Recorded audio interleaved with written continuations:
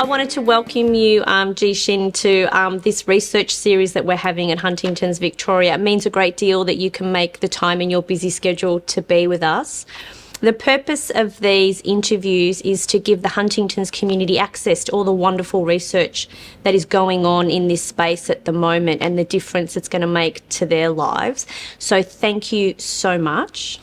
Thanks for the invitation. It was such a nice surprise, I think, getting an email from you guys and then to join you here today. So thank you. I'm Ji-Shen. I'm currently doing my clin psych doctorate at Monash, and I'm a provisional psychologist in my 7th year of training. And as part of, I guess, the program here, we do a mixture of classroom learning, so coursework, learning the science about psychological interventions and therapies, working in a clinical setting, and also research, which is what we'll have a chance to talk about today. And my work's looking at wellbeing in people living with Huntington's disease and their families. But clinically, I'm working at the moment at the Calvary Hospital, which is the statewide progressive neurological disease service. And I'm sure people listening to this will have used their services. And then before that, last year, I trained in a family service, so working with young people and their families, so really getting to know that whole family system.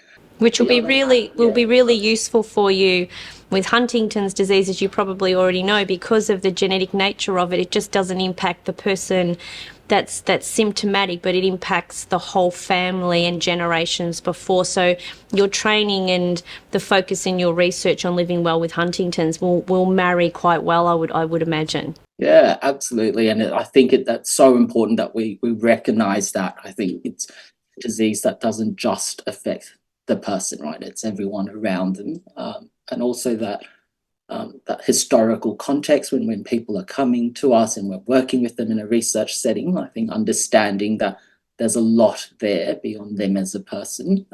I'm very interested in how people move into different professional spheres, and you started off in the law, so that's got to be fantastic background for you, and then you moved into psychology. I'd love you to tell us a little bit about that. I did. So I'm also a trained lawyer, and I worked in legal practice for a few years before deciding, I guess, that wasn't quite where I could see myself 20 years from now, and I thought, I've always enjoyed, I guess, the people interaction of the law and that side of things, advocating for my clients and working with them.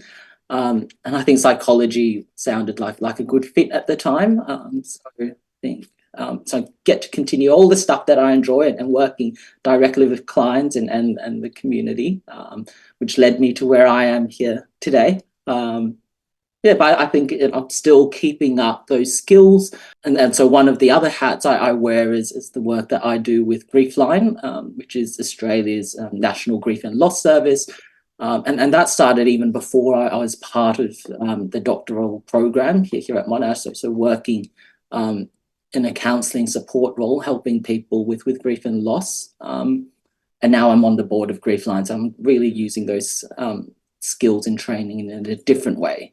Oh, we're very lucky to have you focusing all of your skills and commitment on this piece of research that you're doing now, and particularly sitting on the board of Griefline. Grief and loss is something that this community knows well. And so your experience and understanding of that will, I'm sure, be an asset in this research. I have no doubt whatsoever. But before I ask you about your research, I'm going to be naughty. What's your favourite hobbies or special interests so the community can get a feel for what you like to do in your spare time when you have it? I'm trying to grow a new lawn and grass from seed, and it's taking a bit longer than, as much as those boxes promise instant lawn and turf with seed. It's been tricky and challenging, and I think it doesn't help also when you've got I've got a Kelpie Labrador who's just out there in the garden and enjoys the time, but doesn't help when you're growing a lawn. Well, as you're sharing your research with us today, I'm sure there will be some community members, and I know some of my team members who will happily offer you some advice, who are both dog lovers and love the garden. So I'm happy to share that knowledge and feedback with you, given that you're sharing your research with us today. Does that sound fair? It does. A good exchange, I think. We might start by you talking a little bit about why your wellbeing study is important for the community to know about. So I think just a bit of background. I think what we're doing is, we're really trying to partner with the community to co-design a holistic framework to help people with HD, but also their families. So taking that really broad approach to just understand what it is that they want, what you want, to help you live a good life with a progressive disease. And I think, there's a lot out there, and, HD biology is complex, and there are brilliant scientists out there who are working in the field. But I think I was surprised to learn when I got into this that, there's not so much out there on taking that more holistic view to support people. And so that's where we're starting. Those really basic questions, even, what does a good life mean to you? Because there just isn't that evidence base, but also listening and I guess working in partnership, so that community participation to drive this project. So hearing your story and your narratives, is what we're trying to do. I think it's important to hear from the community themselves on what that looks like for them, rather than other people telling them what they think it should be. Because as you've probably already gathered, not one family lives with the same experiences of Huntington's disease. So that might be very varied in a different response you'll receive. And I think that will be a really rich piece of work that you're doing. Yeah, thanks, Tammy. I think traditionally, research has very much been, I think, driven by institutions and research teams going out there, setting the targets, what outcomes they want for research.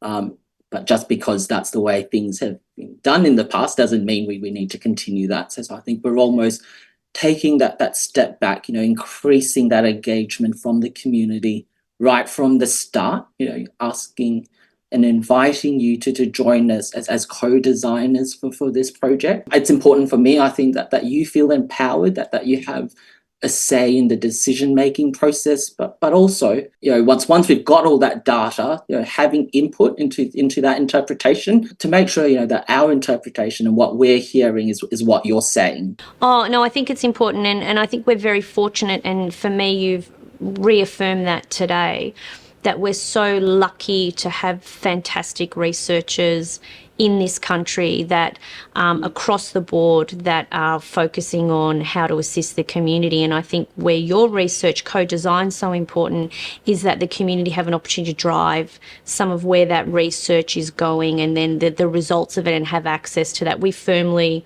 support that and believe in that ourselves. So I congratulate you for doing that. And again, I'll be really interested to see what some of those results are. What would it look like to participate in this research? What sort of time process is involved? What does it look like, just to demystify that process a little bit? So we're looking for a diversity of experience. So in terms of who we want to speak with and hear from, really people across the HD community. So as you rightly identified, living well and well-being will mean different things to different people at different time points of the illness.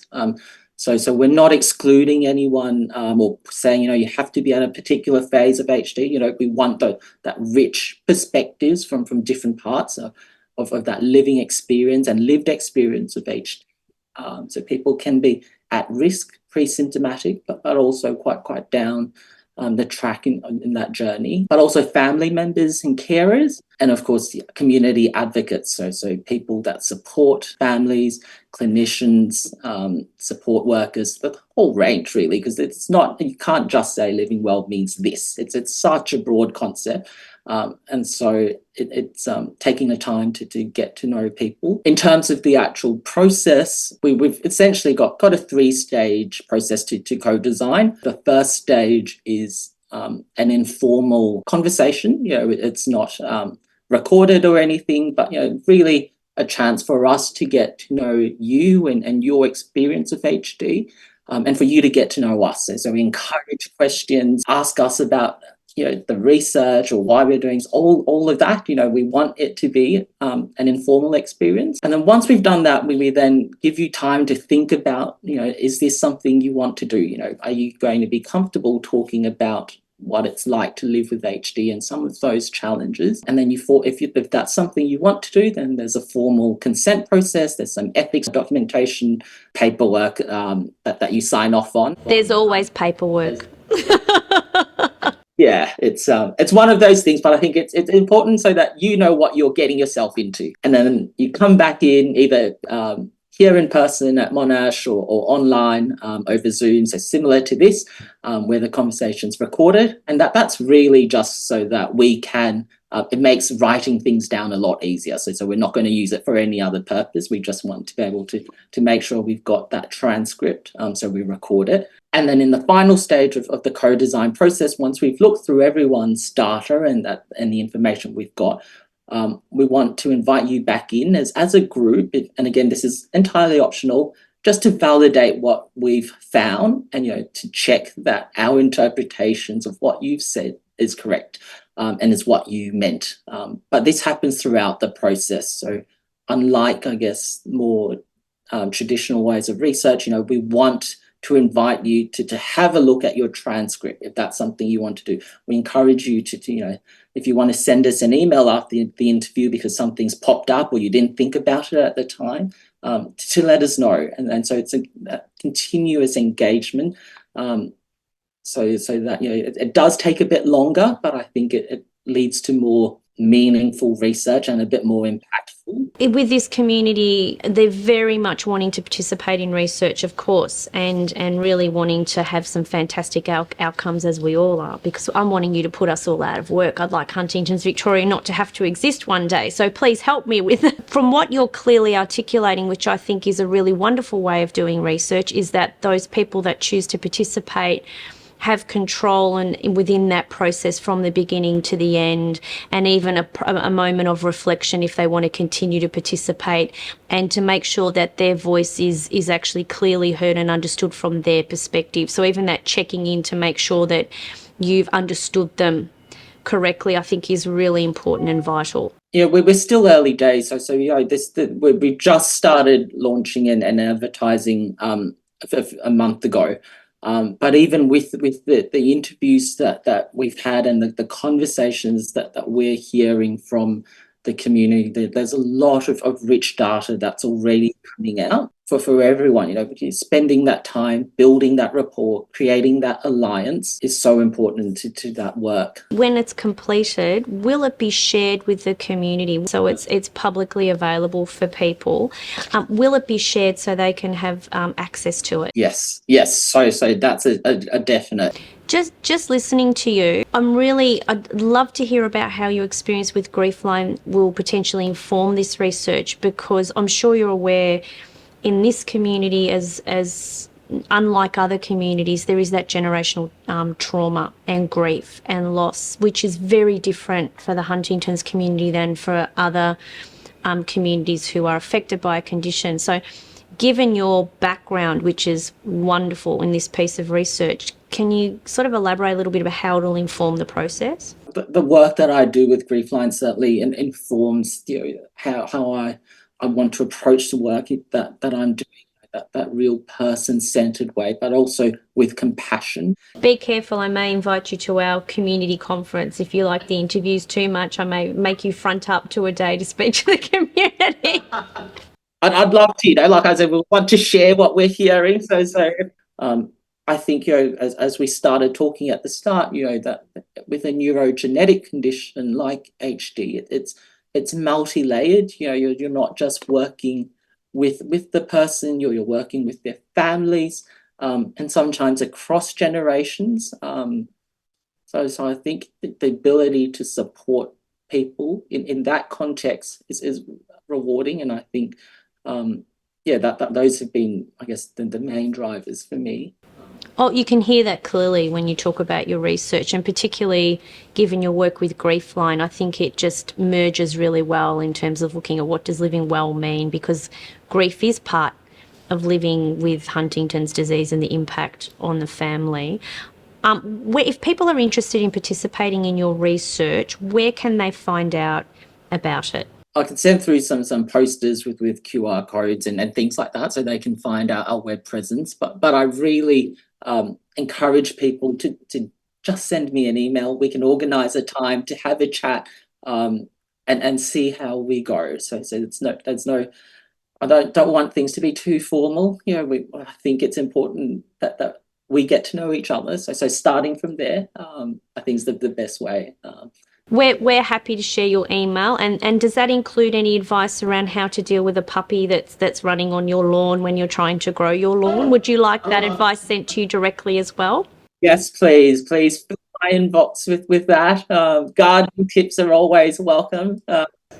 Because you are part of Griefline, I really wanted to sort of restate, would you encourage people to contact Griefline if they are in a process of struggling with whatever is going on in their lives, whether it's in relation to Huntington's or in relation to anything else? Would you encourage them to contact Griefline? Yeah, absolutely. Please pick up the phone, go to our website, so griefline.org.au. And it is Griefline, but we work with people who are isolated, who are experiencing loss in all its forms, and we're really there to hold space for people.